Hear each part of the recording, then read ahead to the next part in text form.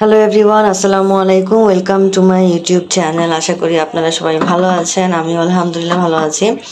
আজকে হচ্ছে গরুর মাংস সাদা রান্না করতেছি। এটা আমি আমার আম্মুর কাছ থেকে রান্না করাটা শিখেছি। তো ঈদের পরে তো জ্বর ছিল, অসুস্থ ছিলাম, তেমন রান্না করতে পারিনি। সুস্থ হওয়ার পরে 3 কেজি গরুর মাংস রান্না করেছিলাম এইভাবে। তো আমার ছেলে অনেক পছন্দ করছে। তো আজকে আবার ওর জন্য হচ্ছে সেভাবে রান্না করে দিতেছি। আর এইখানে হচ্ছে কিছু কিমা করব, কিমা করে তারপর রান্না করব। আর হচ্ছে মোমো বানাবো। এই হচ্ছে আজকে রাতের রেসিপি। দুপুরে খিচুড়ি রান্না করছিলাম। তো এইখানে হচ্ছে আমি যা যা দিয়েছি সেটা আপনাদের সাথে শেয়ার করি। এটা হচ্ছে কাটা মশলা রান্না করতে হয়। এখানে আমি দিয়েছি হচ্ছে পেঁয়াজ আর রসুন থেতো করে দিছি, কুচি কুচি করেও নেওয়া যায়, কিন্তু শর্টকাটে আমি কি করছি, পুতা দিয়ে ছেঁচা দিয়ে নিছি। আর শুকনা মরিচ দিছি কয়েক টুকরা এরকম ভেঙে ভেঙে। আর দারচিনি, এলাচি, তেজপাতা, মানে গরম মশলা যা যা দেওয়া লাগে দিছি। আদা আর কুচি দিতে পারি নাই, কারণ আদা আদা আমার ঘরে নাই, কাঁচা আদা। এই জন্য আমি আদা ব্লেন্ড করা যেটা আছে সেটা দিব। মোট কথা এটা হচ্ছে কাটা মশলা রান্না করতে হয়। মাংসটাকে ভালো করে ধুয়ে পেঁয়াজ কুচি, আদা কুচি, রসুন কুচি,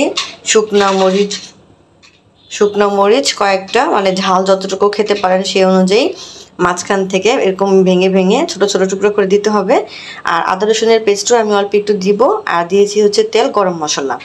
এখানে আর কোনো শুকনো মরিচের গুঁড়া, তারপরে হলুদের গুঁড়া দিব না। জাস্ট এটাকে ভালো করে লবণ দিয়ে মেখে চুলায় বসায় দিব। প্রয়োজন মতো লবণ দিলাম, আর আদা রসুনের পেস্ট দিলাম, আর একটু জিরা বাটা দিলাম। এখন ভালোভাবে এটাকে মেখে নেব। মেখে 10 মিনিট পরে আমি চুলাটা জ্বালায় দিব। সাথে সাথে চুলাটা জ্বালাবো না, 10 মিনিট সময় দিব যাতে করে মাংসের ভিতরে মশলাটা ঢুকে।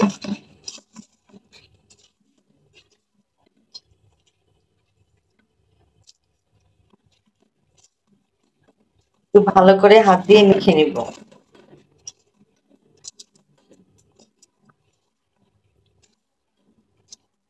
এইভাবে রান্না করে খেয়ে দেখতে পারেন, অনেক মজা লাগে, অনেক টেস্টি হয়। আমি আরো বেশি ঝাল দিতাম শুকনো মরিচ। আমি এখানে 5টা শুকনো মরিচকে ভেঙে ভেঙে দিছি। ছেলের জন্য একটু রান্না করতেছি, এজন্য ঝালটা কম, যাতে আবরার খান খেতে পারে সেজন্য। আমি একটু মরিচ লাইক করি। হ্যাঁ, এখানে আমি আর কোনো পানি দিব না। হ্যাঁ, পানি ছাড়াই এটা আমি চুলায় বসায় দিব। যে পানিটা উঠবে সেই পানিটা থেকে মাংসটা সিদ্ধ হয়ে একেবারে, হ্যাঁ, মিষ্টি হবে না, হ্যাঁ, ভাজা ভাজা হয়ে যাবে। এটা মুড়ি দিয়েও খেতে মজা লাগে, পরোটা দিয়েও খেতে মজা লাগে, আর ভাত দিয়েও মজা লাগে, আর খালি খালি খেতে তো আরো বেশি ভালো লাগে। তো এই তো মাখানো হয়ে গেছে, এটাকে আমি এভাবে কিছুক্ষণ রেখে দিব। কিছুক্ষণ রেখে দিয়ে আমি 10 মিনিট পরে চুলাটা অন করব। তো এই তো এখন আমি চুলাটা জ্বালাই দিলাম। এখন মাংসটাকে মিডিয়াম আছে আমি কুক করব। পানি টানি দিব না, পানি টানি দেওয়া ছাড়াই এমনি ঢাকা দিয়ে ঢেকে জাস্ট এটাকে রান্না করব। মাংসের কালার কিন্তু অলরেডি চেঞ্জ হয়ে গেছে, কারণ মাংসের ভিতরে মশলা, লবণ এগুলো ঢোকা গেছে। অল্প আছে, ঢাকনা দিয়ে ঢেকে আমি রান্না করব। তো এই তো মাংসটা এই পর্যন্ত রান্না করা হয়েছে।